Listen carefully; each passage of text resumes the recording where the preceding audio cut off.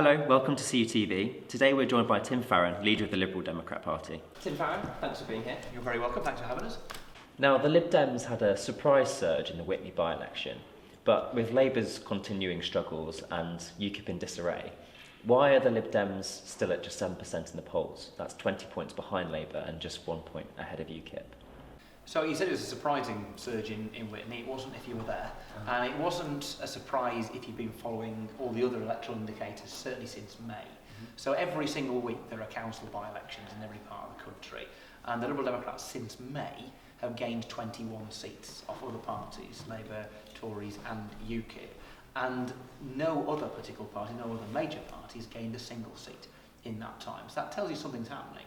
And so our cut through in the opinion polls often relates to the extent to which we're covered and we have that kind of profile. But you've got to go and make your own luck, which is why throwing the kitchen sink at Witney was right, and it's why taking the bold position we're saying now, giving people the chance to vote on the deal on the exit from the European Union so that we can have an opportunity to stay potentially in it, is distinctive and brings lots of people with us. Mm-hmm. Okay, so the polls certainly aren't the best indicator, but why do you think the numbers aren't slightly higher? Do you think it's because the voters aren't completely clear on what the Lib Dems stand for? Is that something? Well, I think there is a clarity now. I think that much as I think they're both bad things for the country, the referendum results, and with much respect to the guy, the re-election of Jeremy Corbyn as Labour leader, both bad things for Britain, because we frankly should be in the European Union. It's good for our future, for everything that I could possibly think of. And Jeremy Corbyn, nice guy, but we need a strong opposition or else the Tories are going to be in power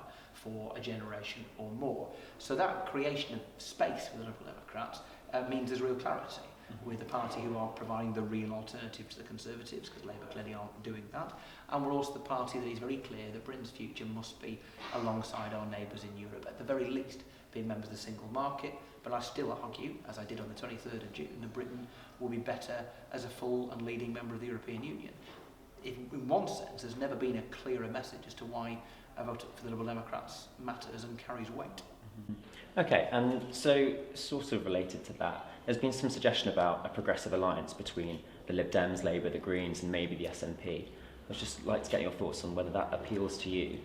Well, certainly one of the things that I guess I discovered from the referendum campaign was that sharing a platform with people who were not in my party was something which was a pleasant thing to do. You found that you agreed with these folks, with like Caroline Lucas, more than you disagree with them, and you agree with them on a lot more than just whether or not Britain should be in the European Union. So I think a moment where some form of realignment could well happen. But I think the recovery of the Liberal Democrats and our strengthening of our position is a fundamental to that. If you think about it, the only way the Tories are plausibly going to lose their majority in the next election is by the Liberal Democrats strengthening and growing, particularly in those areas where there are Lib Dem Tory marginals. In those cases, then the recovery of the Liberal Democrats is essential. And so any kind of progressive movement going forward would depend upon the Liberal Democrats being in a much stronger position. The difficulty is that Jeremy Corbyn's reluctance to share a platform with anybody during the referendum means it's unlikely he would be interested in wider working. He's shown in the way he's operated in the Labour Party that he's not really interested in working with moderate characters, and he's rather kind of retreat to the comfort zone of the hard left, which I'm sure makes some people feel good, but unfortunately you don't do any good in the process. And we're almost out of time, so just a quick question.